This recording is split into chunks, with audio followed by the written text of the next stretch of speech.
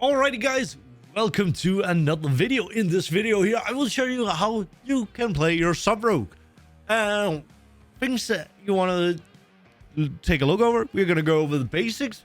We're going to cover like your stats, how you're going to build your rogue, which covenant I prefer to play and which you ideally should play. There's a few options.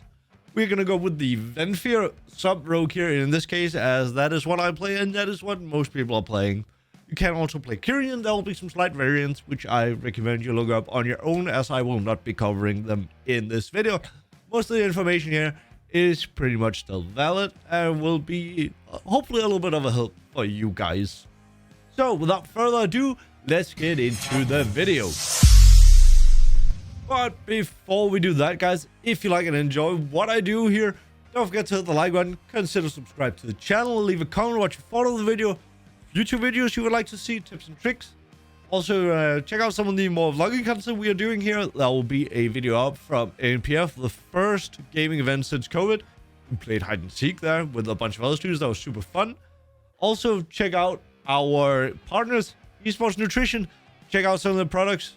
Personally recommend the ELX and the IGF Killer Vanilla flavor, especially. The information in this guide here will be valid for 9.15 as well as 9.1.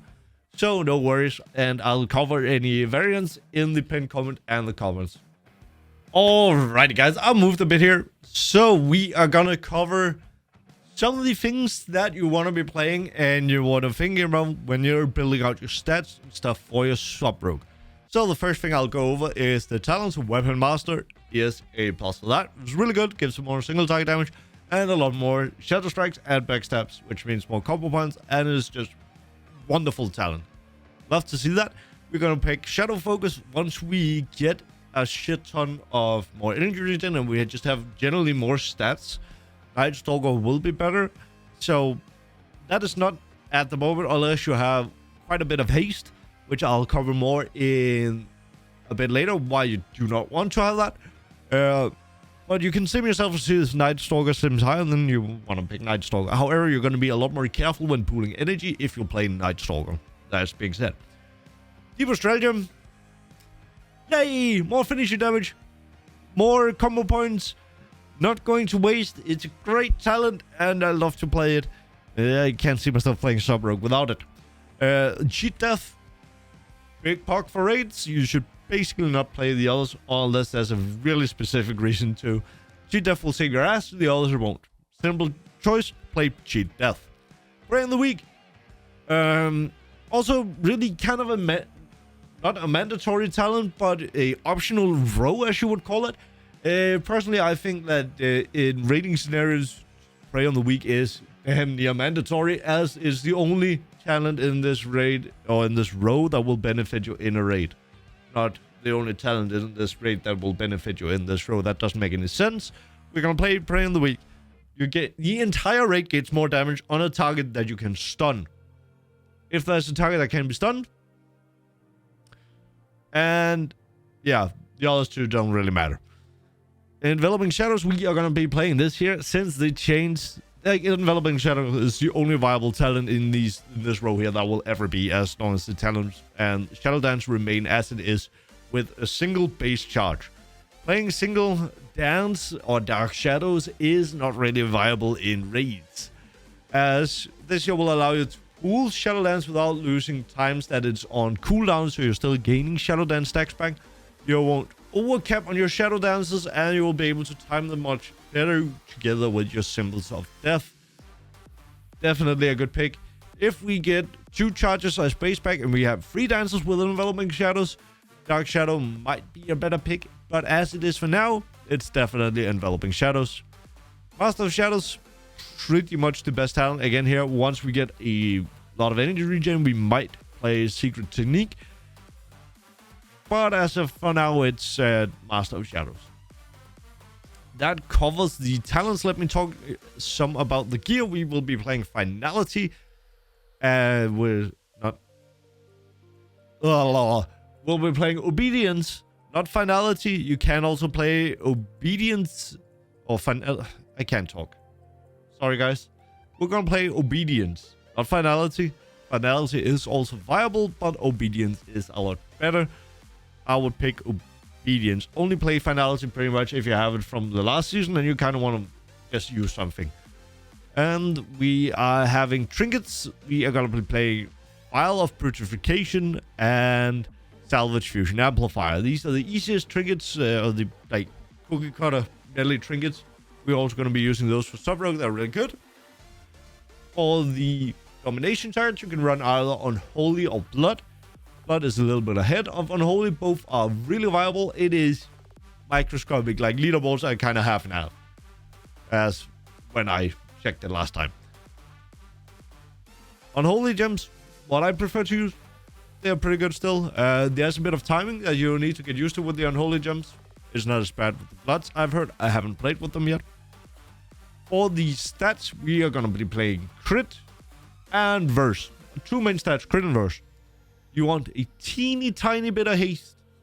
If you have a teeny tiny bit of haste, like a little bit of haste, you want to take Mastery over Haste. Generally, Haste and Mastery should be avoided as long as you have a little bit. So right now here, I have 113 Mastery, 278 Haste, and I generally should not have more. Ideally, I would dump the Mastery into Verse. Again, here, once we get a lot more stats, maybe in patch 9.2, this might change. So, like, Haste and or Mastery and Verse will differ depending on how many stats you have of each. For sockets, Haste Verse sockets, pretty much the best bet. Weapons, I'll say the Sylvanas daggers, if you can get your hands on. I still haven't gotten mine, even after I don't know how many tries. Both in Heroic and Normal, and I've even dipped my toes into LFR to try and see if I could get one. Just to see if it would drop. Spoiler, it didn't. For the rest of the Covenant, here we are going to take a look at Theotar the Mad Duke, as that he will be the one that we will playing for our sub-rogue here. And the Conduits are actually not that cookie cutter as many other specs. So here we have Soothing Shade, we have Lashing Scars, we have the party favors. Make sure you drink that tea. It will be in your backpack. It's called the Mad Duke's Tea. You can drink it. Bam! More haste. Wait another hour. Queue some raids then. If you get haste. I don't know. Like, I feel like this is so weird that it's a random thing that you have for, like, it's basically, alright, wait an hour. Be optimal in an hour. I don't get it. Couldn't they be, like, your best stat? Like, every other ability that works that way. Anyway, I digress. We're going to play Lashing Scars. We're going to play Deeper Daggers as the two main things. Then Perforated Veins and Stiletto Staccato is optional. If you are very low gear, Planned Execution might be better. But ideally, you want to play either Perforated Veins, Stiletto Staccato. Stiletto Staccato is better on some fights. It depends on the timing of your Shadow Blades and how long the fight is. You will need to sim this. This is like trial and error. It depends on how fast you're killing the bosses, really. What kind of boss time you have and your timings and how quickly you get it back. If you have a Enhancement Shaman in the group, the Stiletto Staccato becomes a lot more viable, as you will gain more auto attacks, you'll gain more procs, you'll gain more cooldown reduction on Shadow Blades. That pretty much covers it for the Conduits and your gearing process. So, yeah. Alrighty, guys. Yeah, so here we are next to some training dummies, and I will be showing you the opener and how you can do it a lot easier. So the opener goes as follows. We're going to start in stealth, obviously. We're going to Shadow Strike. We're going to slice and dice. We are going to pop some cooldowns. We're going to pop Shadow Blades, Shadow Dance, Shadow Strike into until we have 4 combo points. And we're going to Symbols of Death, Flagellation, Trinket, into Rupture, into the usual build, spend, build, spend, build, spend. So there's another way of doing that. That is the proper way of doing that. If you're macroing in your Shadow Dance with Symbols of Death, you're going to have a lot easier executing the play. You're not getting 99.5% of your output anyway. Like, it's just that slight difference in the opener.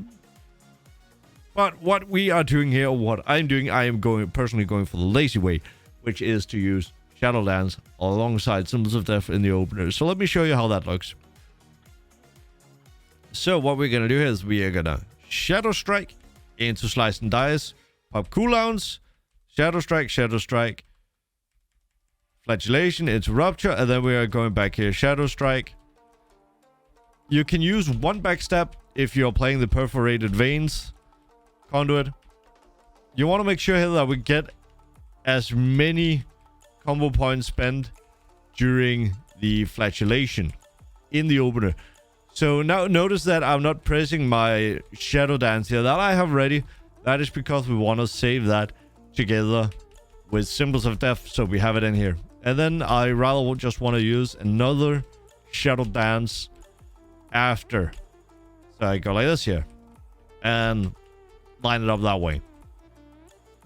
So never use Symbols of Death without having Shadow Dance up.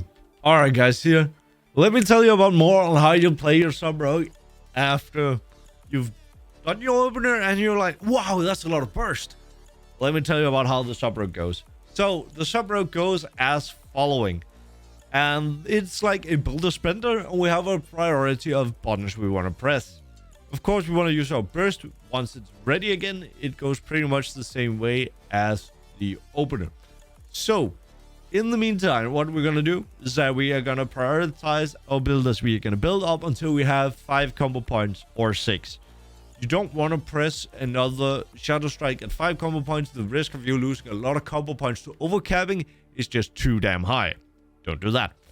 So what we are going to do instead is that we are going to press Shadow Strike if we can. If we have 3 targets that we can do a little bit of cleave on, we, outside of Shadow Dance, we are place Shuriken Storm instead. Backstab, only really press it when you need it. You want to make sure you're capping energy or like pooling energy for your Shadow Dances.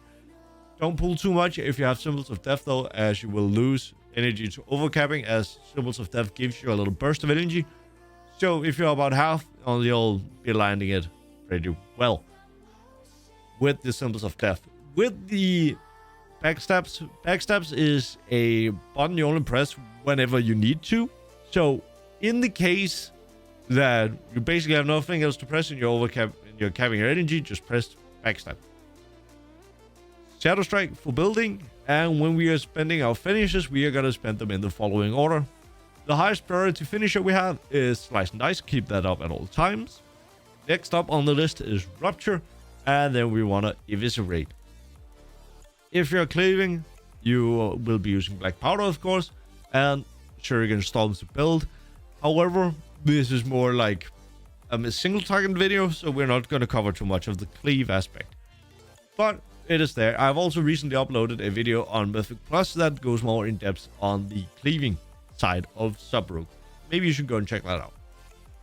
For the tips and tricks here I want to give you guys is that, again, when we are using our finishers, we do not want to use Rupture and Slice and Dice while within Shadow Dance or Symbols of Death, or both for that matter. We shouldn't use those separate anyway. But while we are in Shadow Dance, we don't want to use Slice and Dice and Rupture. So make sure you time it so you fill those up before you go into your Shadow Dance. If you absolutely have to, then Slice and Dice is worth keeping up during Shadow Dance. Otherwise, Rupture is fine just leaving it on the ground for a few seconds and getting another Eviscerate into that Shadow Dance instead. So, I know that goes kind of against the open, but that's the best way of opening, because we need to get going anyway, and we can't just sit and hold our Shadow Dances in the opener. That's bad too, as we are overcapping Shadow Dances then. So that's a bit of the reasoning behind that. But, so, here is a slow recap here of the priority. We want to build. We are using Shadow Strike to build whenever we can. Then we're using Backstab. 3 targets or more outside Shadow Dance. We are using Shuriken Storm. Once we have 5 combo points, the priority is as follows. We make sure we use Slice and Dice first. Once we have that up, we are going to keep Rupture. Then we are going to push Eviscerate and get that up. When using Flagellation, you want to make sure you have Symbols of Death and Symbols of Death and Shadow Dance ready. I was about to say Slice and Dice that. That is not correct. Symbols of Death, Shadow Dance, Flagellation. Make sure you have combo points for a finisher before placing Flagellation. That way you'll get more stacks, more cooldown reduction, more buffs, more damage. It all comes together in that order. A little bit for the consumables here. You can use oils or sharpening stones. The difference is very minor. But if you want the optimal one, you are going to play a sharpening stone and a oil, one of each. Enchantments, you can also go with Eternal Skirmish. That gives a little bit of shadow damage on your attacks on your chest piece, as that will increase your damage, or it will have increased damage from our Demon Dagger Conduits, which increases shadow damage. So that is pretty much it on how you play your sub rogue here for patch 9.15 and the remainder of patch 9.1. Ah, hey, didn't see that. Now that you watched the video, thank you by the way for watching all the way here to the end. Hope you liked and enjoyed. Don't forget to like and subscribe as usual. And check over the live stream over on twitch.tv/KillerChris. Links to everything will be in the description below. Hope you learned how to stab some raid bosses now. So go out and stab some stuff, steppy step. And I'll see you in the next one. Take care, guys. Thank you very much for watching. Bye.